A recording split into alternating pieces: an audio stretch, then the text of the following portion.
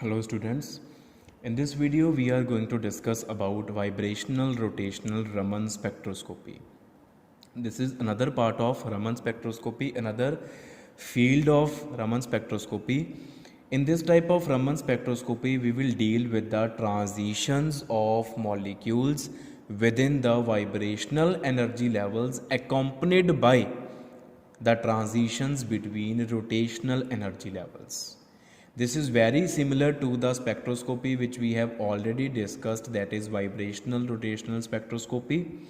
In that we had studied that in order to get pure vibrational spectrum of a compound, the compound must not be in gaseous state because the gaseous molecules undergo rotational motions. So rotational energy levels get generated in them if they undergo rotational motion.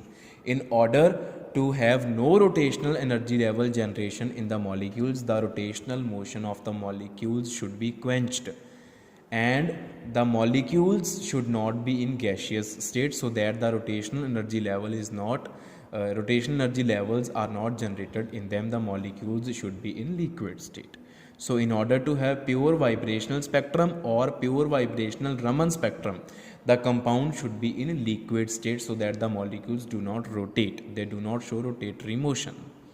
If the molecules are in gaseous state, if the compound is a gas, then definitely vibrational transitions will be accompanied by the rotational transitions. So here we are going to study the vibrational rotational transitions, that is the vibrational transitions accompanied or followed by rotational transitions. So for combined vibrational rotational transitions, which are also named as vibrotational, vibrational plus rotational, vibrotational, we must mention here the total energy of the molecule in its vibrational energy level and the rotational energy level it is residing in, it is existing in. So the combined vibrational rotational energy of a diatomic molecule,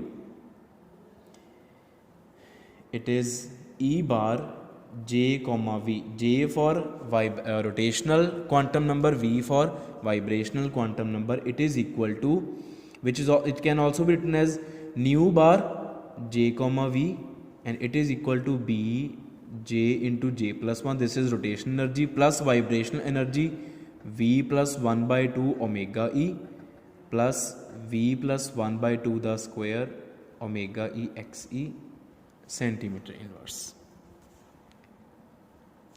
where J comma V both they are equal to 0, 1, 2, 3 and so on. They can have any value starting from 0. 0 matlab the ground states, the ground vibrational energy state and the ground rotational energy state. Now next we are going to discuss the selection rules.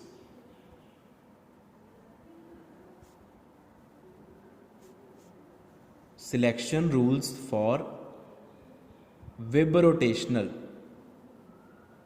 Raman spectroscopy. The selection rules are delta V should be 0, plus minus 1 and delta J should be 0, plus minus 2. So here one by one we will make the combinations and discuss. Delta V is equal to 0 and delta J is equal to 0 collectively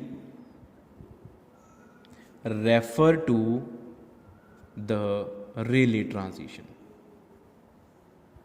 because we have discussed that what is Rayleigh transition. It is a transition in which no energy level changes. Molecule does not change its energy level, it comes back to the same energy level from where it started. It absorbed energy, went above, went to higher energy levels and came back to the original energy level of it. वो उसी state पे वापस आया जहाँ से वो गया था. तो क्वांटम नंबर में चेंज नहीं आएगा, ना वाइब्रेशनल चेंज हुआ ना ही रोटेशनल चेंज हुआ. Delta V is equal to 0 and delta J is equal to 0 collectively in combination they refer to the Rayleigh transition. Then next, delta V is equal to plus 1 and delta J is equal to 0, plus 2, minus 2. This combination refers to Stokes transition.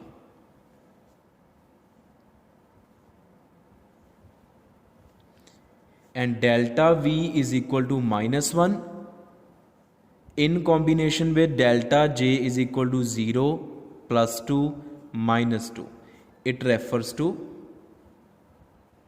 anti-Stokes transitions.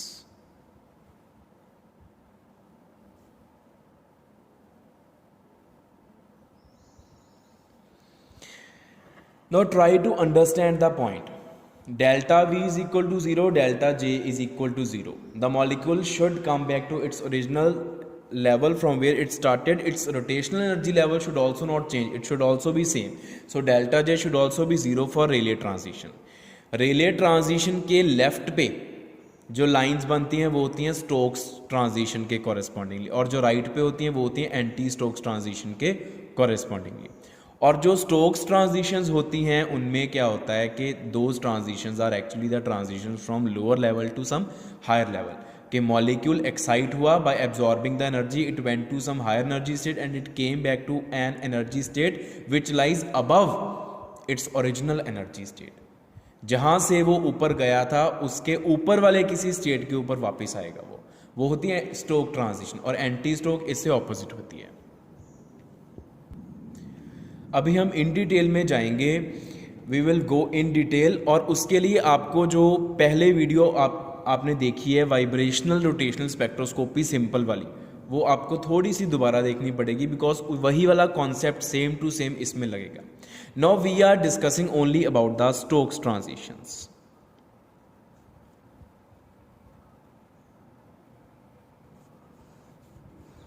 We will discuss in detail about the Stokes transitions. अभी Stokes transitions के लिए delta V जो है वो +1 होगा, and delta J की 3 values possible है, 0, +2 and -2, और ये तीनों की तीनों होंगी. Delta V is equal to +1 का मतलब कि V is equal to transition from V is equal to 0 to 1, because V is equal to 0 is most populated state. तो यही ट्रांजिशन होएगी V इज इक्वल टू 0 से V इज इक्वल टू 1. और vibrational energy level change करने के साथ साथ rotational energy level भी चेंज होएगा. जैसे मैंने तब भी आपको यही बताया था कि मान लो कि कोई पर्सन अपनी कॉलोनी चेंज कर रहा है, उसका सिटी सेम है, उसका इलेक्ट्रॉनिक एनर्जी लेवल सेम रहेगा. Electronic energy level is comparable to the town और the city of the person. Vibrational energy level is comparable to its colony, and the rotational energy level is comparable to his house number. So when a person changes his or her colony, so there is a chance that house number also changes. There is a chance the house number does not change. तो मान लो कि वो पहली colony में उसका house number 0 है या उसका हाउस नंबर 10 है, तो जब उसने कॉलोनी शिफ्ट करी किसी और कॉलोनी में गया तो उसका हाउस नंबर 10 भी रह सकता है, 11 भी हो सकता है, 9 भी हो सकता है. तो ये वही पॉसिबिलिटीज़ हैं कि जब उसका वाइब्रेशनल एनर्जी लेवल चेंज करेगा मॉलिक्यूल का, उसका रोटेशनल एनर्जी लेवल चेंज भी कर सकता है, नहीं भी कर सकता. तो क्या क्या पॉसिबिलिटीज़ हैं? जब उसका वाइब्रेशनल एनर्जी लेवल चेंज करा, पहली पॉसिबिलिटी है कि उसका रोटेशनल एनर्जी लेवल चेंज नहीं करा, कि वो नीचे वाले वाइब्रेशनल एनर्जी लेवल में भी 0 पे था, J इज इक्वल टू 0. जब उसने वाइब्रेशनल एनर्जी लेवल चेंज करा तो उसका हायर वाइब्रेशनल एनर्जी लेवल में जाके भी रोटेशनल एनर्जी लेवल वही रहा, J इज इक्वल टू 0, या 1 to 1, या J is equal to 2, J is equal to 2, J is equal to 3, J is equal to 3. Change नहीं कर रहा. दूसरी पॉसिबिलिटी क्या, चेंज कर रहा और 2 का गैप आया. जैसे कि मान लो कि उसने क्या किया, उसका पहले जो था नीचे वाले वाइब्रेशनल एनर्जी लेवल में उसका J वैल्यू था 0, और ऊपर वाले वाइब्रेशनल एनर्जी लेवल में उसका J वैल्यू हो गया 2, तो डेल्टा J आ गया +2. 1 से 3, 2 से 4, 3 से 5, ये डेल्टा J +2 हो रहा है.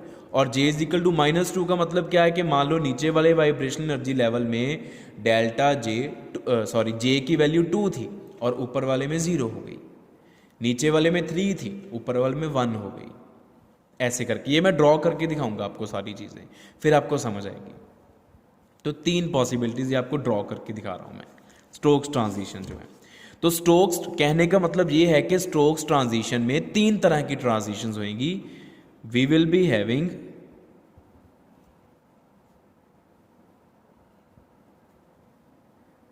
3 टाइप्स ऑफ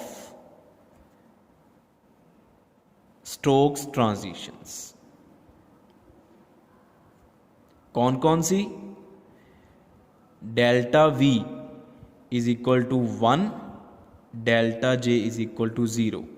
दूसरी delta V is equal to 1, delta J is equal to -2। तीसरी delta V is equal to 1, delta J is equal to +2। 3 तरह की ट्रांजिशंस। और ये कैसे हम ड्रॉ कर सकते हैं, ये आपको ड्रॉ करके दिखाता हूँ मैं। देखो मान लो कि ये है हमारा V is equal to 0, this is V is equal to 0 and this is V is equal to 1।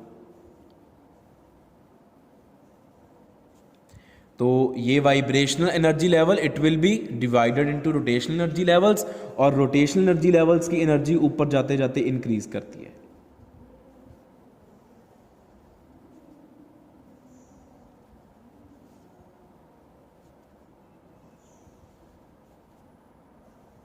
ये देखो we have increased the gap, हम गैप को इंक्रीज कर रहे हैं।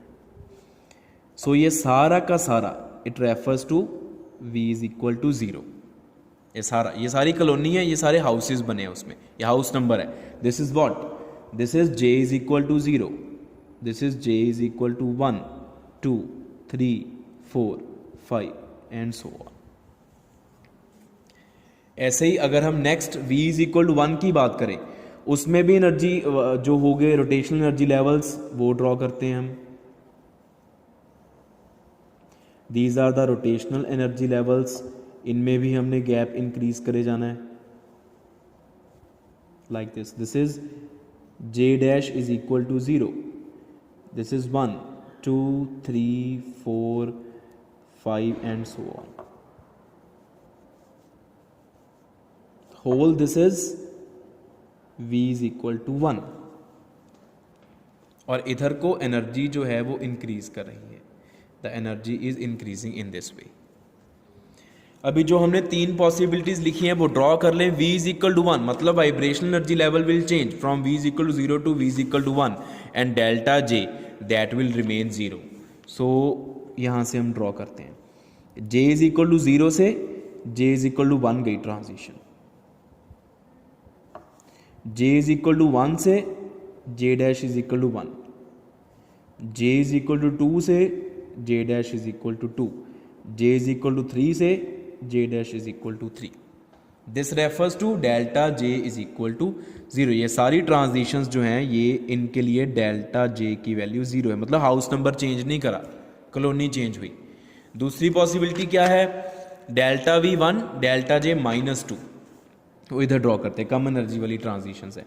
डेल्टा J शुड बी -2 मतलब higher J minus lower J -2 होना चाहिए। तो यहाँ से J इज इक्वल टू 2 से स्टार्ट करा और J इज इक्वल टू 0 पे रुका। अभी आप देख लो 2 से 0, 0 माइनस 2 इज -2, 3 से 1, ऐसे 4 से 2, ऐसे 5 से 3।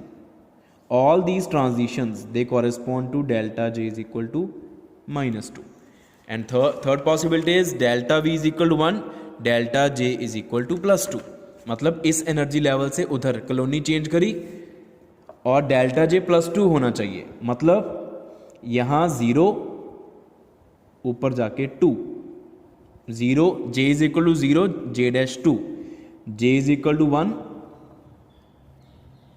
J dash 3, J is equal to 2, J dash 4 like this. These transitions are having delta J is equal to +2. So ये तीनों की तीनों Stokes transition, all these are the Stokes transitions होंगी। ये सारी रेले लाइन के लेफ्ट पे, इनके कॉरेस्पॉन्डिंगली जो लाइंस आएंगी वो रेले लाइन के लेफ्ट पे होंगी। अब इन तीनों की एनर्जी निकालेंगे हम, इसके लिए एनर्जी, इसके लिए एनर्जी, इसके लिए एनर्जी। फिर हमने पहले ही पढ़ रखा है कि रमन स्पेक्ट्रोस्कोपी या रमन स्पेक्ट्रम जो बनता है उसमें जो लाइंस होती हैं वो कौन सी एनर्जी पे अपीयर होती हैं, जिस एनर्जी को यूज़ करके ट्रांजिशन हुई है उसको इंसिडेंट में से माइनस करके स्टोक्स वाली लाइंस बनती हैं। जो ये ट्रांजिशंस हो रही हैं, इन ट्रांजिशंस की लाइंस जो हैं स्पेक्ट्रम में, वो किस एनर्जी पे अपीयर होंगी? इन ट्रांजिशंस की एनर्जी को इंसिडेंट में से माइनस कर दो, जो वैल्यू आई उस वैल्यू पे हमने लाइन ड्रॉ करनी है रमन स्पेक्ट्रोस्कोपी में। और एंटी स्टोक्स में हम ऐड कर देते हैं, इंसिडेंट में, स्टोक्स में हम माइनस कर देते हैं। तो इन तीनों की एनर्जी अब हम जो है वो फाइंड आउट करेंगे। तो इन ट्रांजिशंस की जो एनर्जी है बेटा, वो हम कैसे फाइंड आउट कर सकते हैं? एनर्जी गैप देख लो कितना है, that much amount of energy will be use for that particular transition. The energy gap, जो एनर्जी गैप है हमने सिर्फ वो देखना है बस।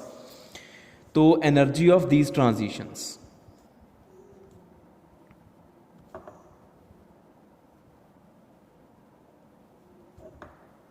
is given by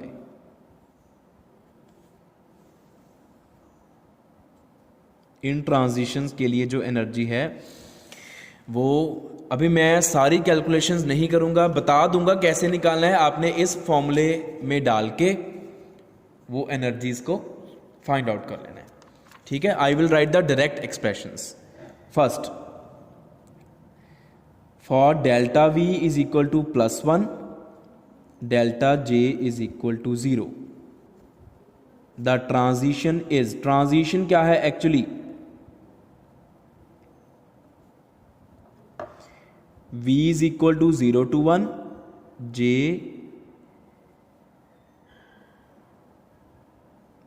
delta v +1, v 0 to 1, ये डेफिनेटली होगा। डेल्टा j 0 मतलब वो 0 से 0 हो सकती है, 1 से 1 हो सकती है, 2 से 2 हो सकती है। मैं लिख देता हूँ, j is equal to 0 to 0, 1 to 1, 2 to 2 and so on. ये पॉसिबिलिटी है। द ट्रांजिशंस आर, ये ट्रांजिशंस होगी, ये सिलेक्शन रूल के कॉम्बिनेशन से ये वाली ट्रांजिशंस पॉसिबल है।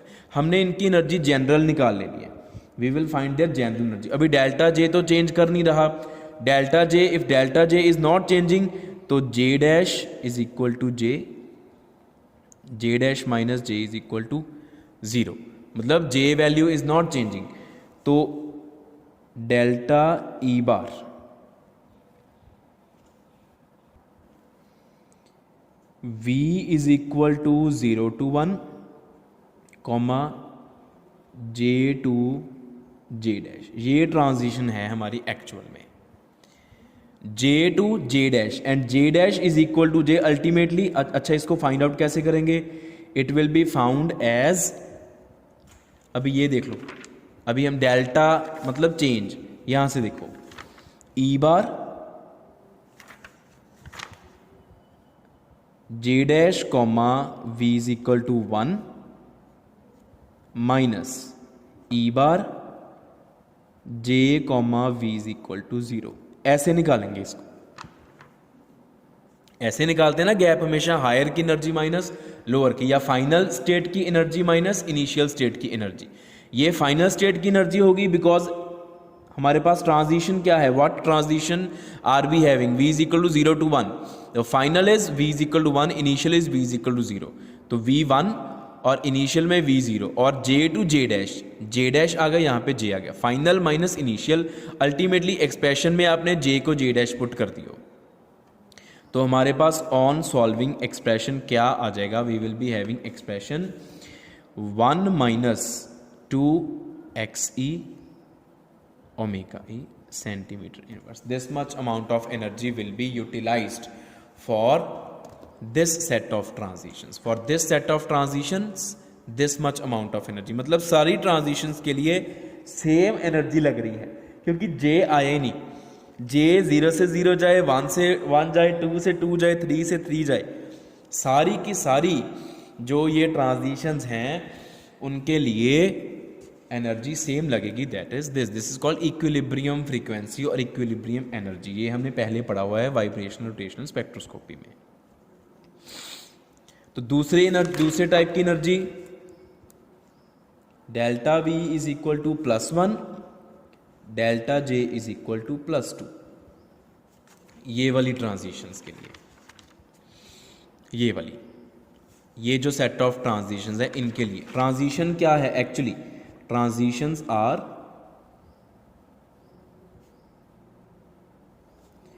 V is equal to 0 to 1, J to J plus 2। ये ट्रांजिशंस हो रही हैं एक्चुअल में। V is equal to 0 to 1, J to J plus 2, मतलब J 2 ज़्यादा होना चाहिए। देख लो 0 से 2, 1 से 3, 2 से 4, 3 से 5। J की वैल्यू 2 बढ़ रही है, तो J से J plus 2। Delta E bar for V is equal to 0 to 1, J to J plus 2। इसके लिए हमने निकालनी है value. It will be found as E bar V is equal to 1, J plus 2 minus E bar V is equal to 0, J।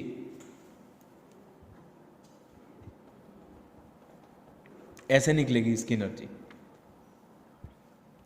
Bye making use of this expression. ये जो हमने starting में लिखा था एनर्जी वाला एक्सप्रेशन, इसमें हमने J को या V को उनकी वैल्यूज़ को पुट करके जब हम इसको सॉल्व करेंगे तो इसका जो एक्सप्रेशन आएगा that will B 1 minus 2xe omega E plus B 4J plus 6 centimetre inverse. J is starting from 0, 1 2 3 and so on, इस तरीके से। तो ये जो ट्रांजिशंस हैं, ये वाली ट्रांजिशंस, इन सब की एनर्जी हम J की वैल्यू को पुट कर करके निकाल सकते हैं। J को 0 पुट कर लो 1, J को 0 पुट कर लो 0 to 2 वाली एनर्जी आएगी।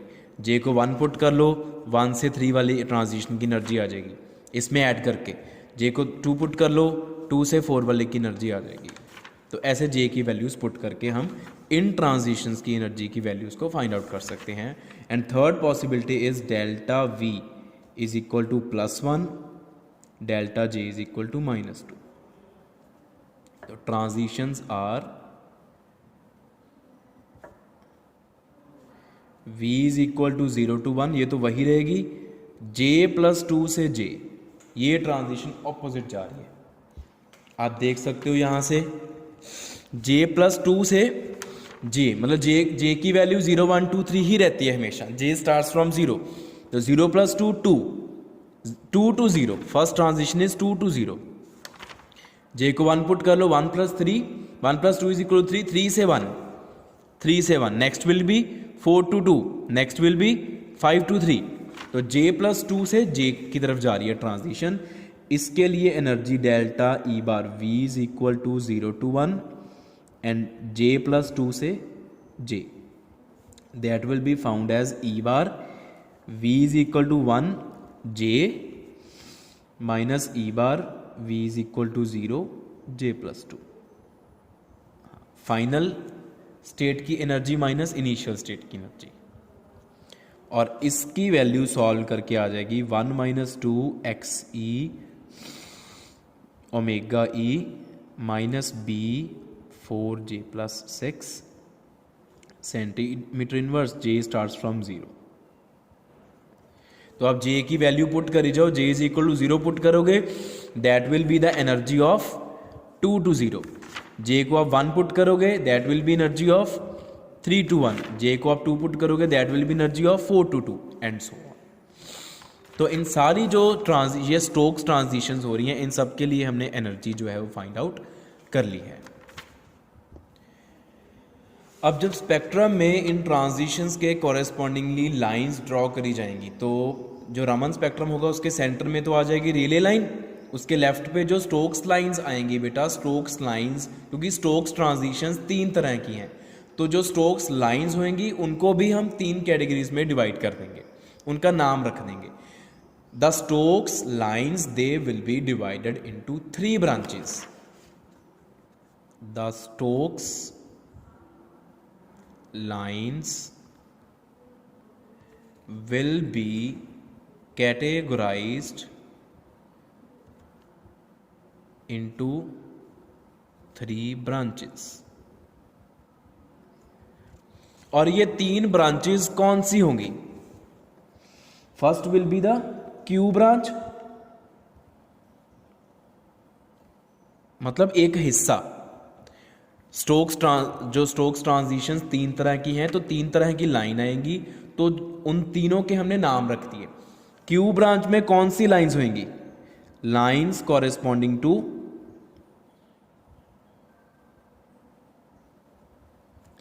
Delta V is equal to +1, delta J is equal to 0, ये वाली ट्रांजिशंस। ये ट्रांजिशन, इन सारी ट्रांजिशंस के कॉरेस्पॉन्डिंगली जो लाइंस आएंगी हमारे पास, उन लाइंस को हम क्यू ब्रांच बोलेंगे। दूसरी हमारे पास होगी एस ब्रांच। एस ब्रांच में कौन सी लाइंस होगी? Lines with delta V is equal to +1, delta J is equal to +2। और तीसरी होगी हमारे पास O branch. O branch will be having lines with delta V is equal to +1, delta J is equal to -2। तो 3 तरह की transitions, 3 तरह की lines, they are named as Q branch lying in the centre. जो इन transitions के corresponding lines आएंगी spectrum में, वो होएगा क्यू ब्रांच। इनके कॉरेस्पॉन्डिंगली जो लाइंस हैं स्टोक्स लाइंस, वो आएंगी ओ ब्रांच में, और ये आएंगी एस ब्रांच में। ऐसे 3 ब्रांचेस आ गई स्पेक्ट्रम में। So this is all about the Stokes transitions, जो स्टोक्स ट्रांजिशंस हमने लिखी हैं। अभी अगर हम बात करें एंटी स्टोक्स ट्रांजिशंस की, it will be exactly similar to Stokes transitions.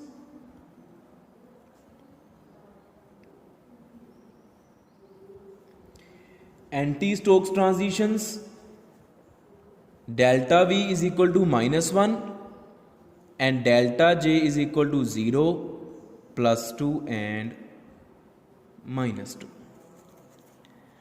तो सेम उसी तरह से डेल्टा V -1 के साथ डेल्टा J 0, डेल्टा V -1 के साथ J +2, डेल्टा V -1 के साथ डेल्टा J -2, ऐसे 3 तरह की एंटी स्टोक्स ट्रांजिशंस होंगी। We will be having 3 types of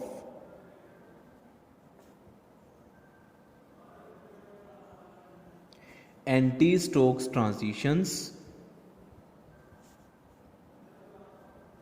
similar to the Stokes transitions.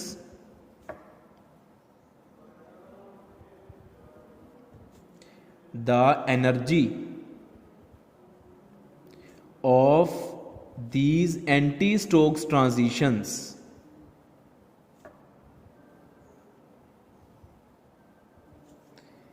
is exactly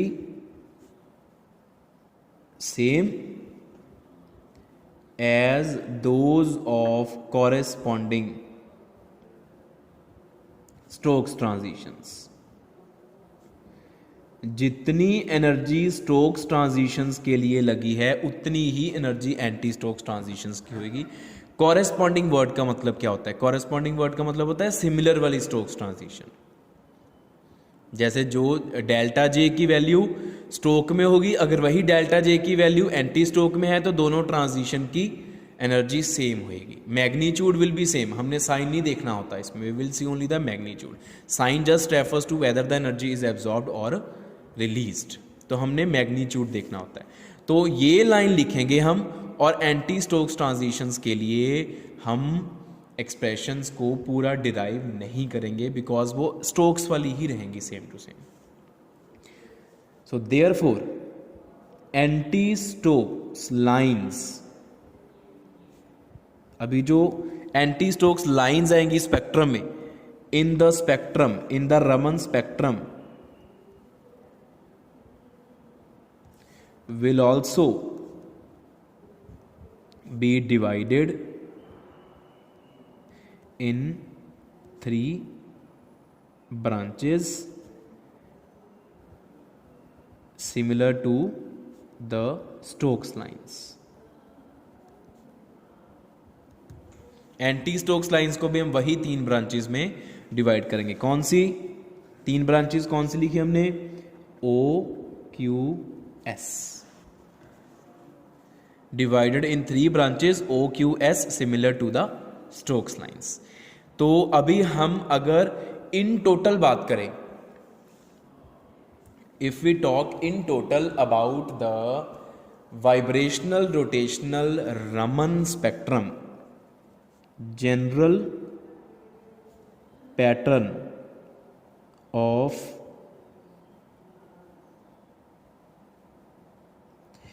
Webb rotational Raman spectrum,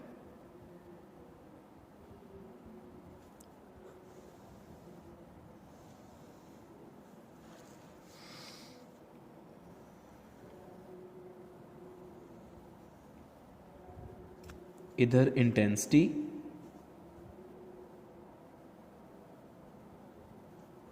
और इधर energy in centimetre inverse. In the center we will be having highly intense Rayleigh line.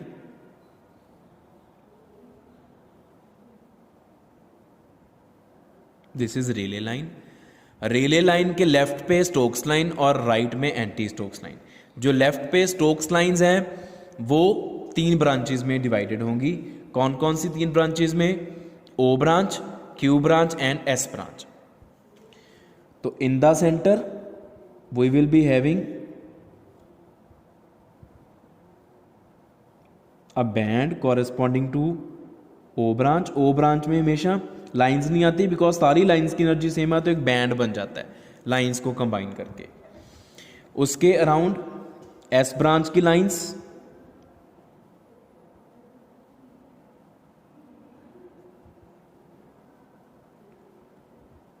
इधर को ओ branch की lines,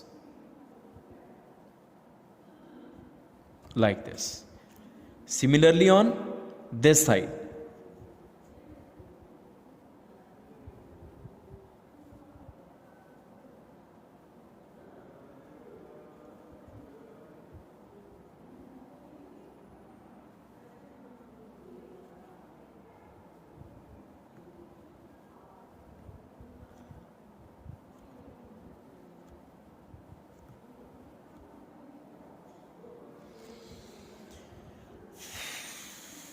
this is a Rayleigh line.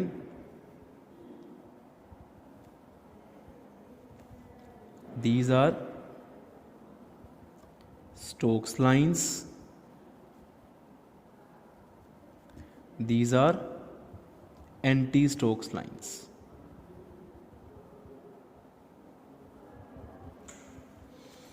ये this is Q branch.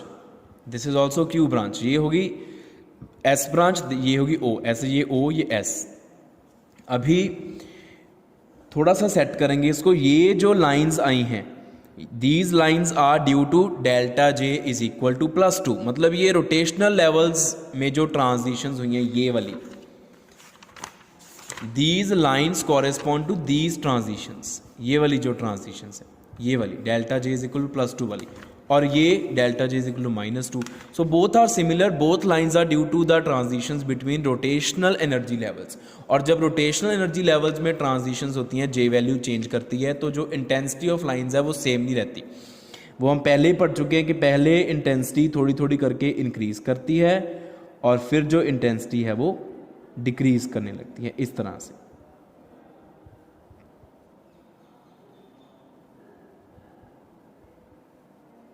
Like this.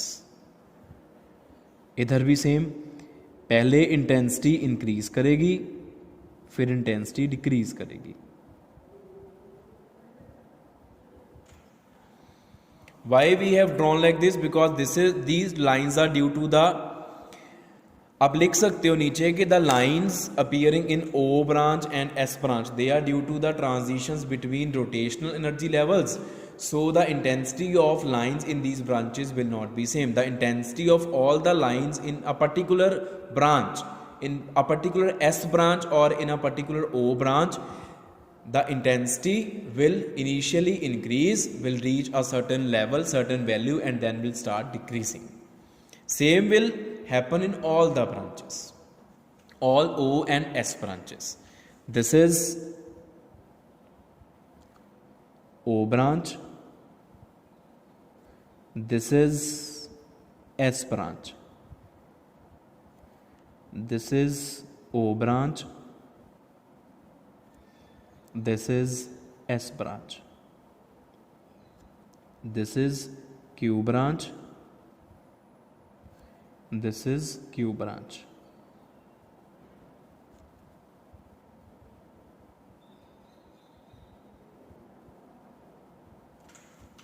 तो ये है general pattern of the vibrational rotational Raman spectrum. जो anti Stokes lines होती हैं इस केस में उनकी इंटेंसिटी स्टोक्स लाइन से कम होती है। वैसे हमने यहाँ पे सेम ड्रॉ कर दी, लेकिन जनरली एंटी स्टोक्स लाइंस की जो इंटेंसिटी है वो स्टोक्स लाइन से कम होती है in case of vibrational Raman spectrum. So ध्यान से समझियो, अगर कुछ नहीं पता चल रहा तो आप मेरे से जो है इसके रिगार्डिंग कोई भी क्वेश्चन, कोई भी क्वेरी जो वो क्लियर कर सकते हैं। Thank you. बेटा एक चीज़ मैं आपको यहाँ पे एक्स्ट्रा जो है वो बताना चाहता हूँ, वो उसकी एक्सप्लेनेशन आपको नहीं दे रहा बिकॉज वो आपके लिए बहुत ज़्यादा कंफ्यूजिंग हो जाएगी। सिर्फ आप इसको याद कर लियो कि जो हमने अभी इन डिटेल पढ़ा कि जो स्टोक्स लाइंस में ओ ब्रांच होती है, ये देखो हमने यहाँ पे लिखा था स्टोक्स लाइंस की जो ओ ब्रांच है उसमें delta V is equal to +1, delta J is equal to -2, ये लिखा है देखो, delta V +1, delta J is equal to -2। Q branch में delta V is equal to +1, delta J is equal to 0, और एस ब्रांच में delta V is equal to 1, delta J is equal to 2 वाली lines होती हैं। ठीक है, ये हमने अभी पढ़ा इन डिटेल।